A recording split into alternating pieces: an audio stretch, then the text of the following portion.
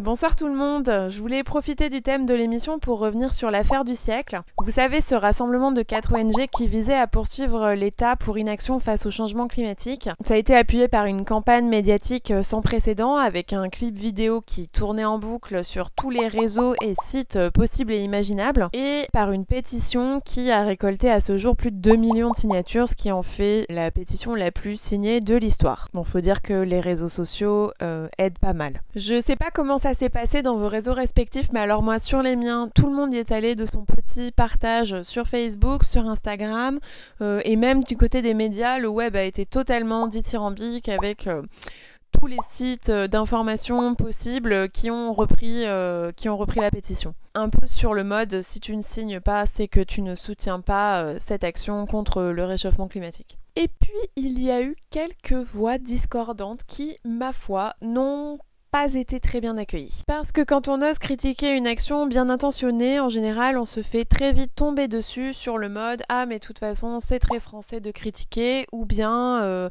au lieu de critiquer, on devrait tous s'unir. Malheureusement, il suffit pas d'une action bien intentionnée pour faire le bien. Parmi les articles que j'ai lus, il y en a un qui m'a particulièrement interpellée et intéressée, c'est celui d'un collectif qui s'appelle Le Partage, dont certains des membres font partie du mouvement Deep Green Resistance France, vous apprécierez l'accent anglais, qui s'oppose radicalement à la société industrielle moderne. Bon, l'article est long, mais si je tente de le résumer, en gros, les auteurs reprochent 3 choses aux organisateurs de la campagne L'affaire du siècle. Premièrement, l'idée selon laquelle notre problème se limiterait au changement climatique alors qu'on a tout un tas d'autres problèmes concomitants, la 6e extinction de masse, l'épuisement des ressources, la pollution de tous les milieux, etc., etc., etc.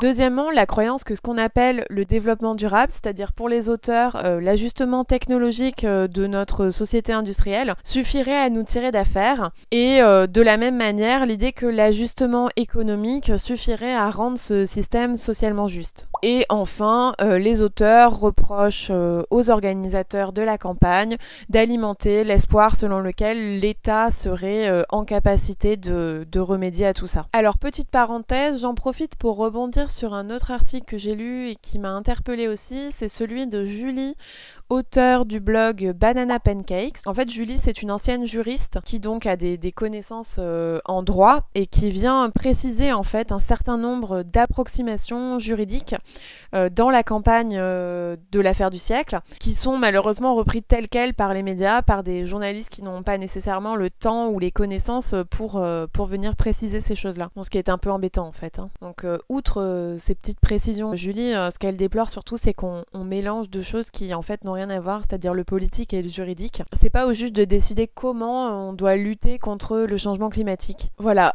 fermeture de la parenthèse, j'aimerais bien revenir au cœur du sujet. Si des actions fortement médiatiques comme l'affaire du siècle, qui sont destinées à contraindre l'État à respecter ses engagements de limiter ses émissions de CO2, ne sont pas suffisantes, voire sont contre-productifs, d'après le collectif Le Partage, alors c'est l'éternelle question qui revient. Qu'est-ce qu'on fait? Pour les auteurs, Kevin Amara et Nicolas Cazot, la réponse est simple. Je vous la lis, attention, tenez-vous bien. Nous avons besoin de rien de moins que du démantèlement complet de la société industrielle mondialisée, de l'État, du capitalisme. Nous avons besoin d'une décroissance radicale, d'une dissolution de la société de masse au profit d'une multitude de sociétés véritablement démocratiques, fondées donc sur des technologies démocratiques. Ce que ni l'État ni son système judiciaire ne permettront ni n'encourageront jamais. Il va falloir se battre.